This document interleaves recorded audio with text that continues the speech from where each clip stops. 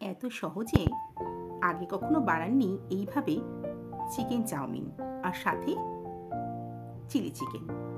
ডিমটা নুন আর গোলমরিচের গুঁড়ো দিয়ে ভালো করে ফেটিয়ে নিয়ে হালকা করে একটু ভেজে নেবেন।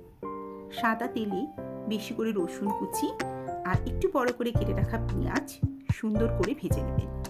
এরপর গাজর, বিনস যা সবজি দেবেন হাই ফ্লেমে নুন, একটুখানি চিনি দিয়ে আর গোলমরিচের গুঁড়ো দিয়ে ভাজতে হবে।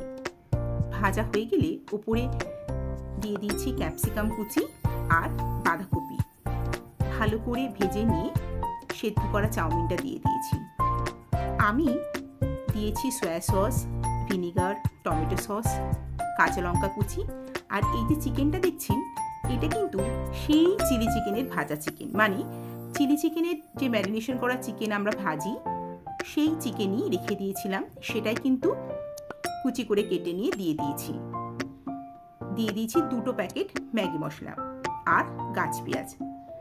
ব্যাস তৈরি হয়ে গেল আমার খুব ফেভারিট একটা ডিশ চিকেন চাউমিন, সাথে ছিল চিলি চিকেন।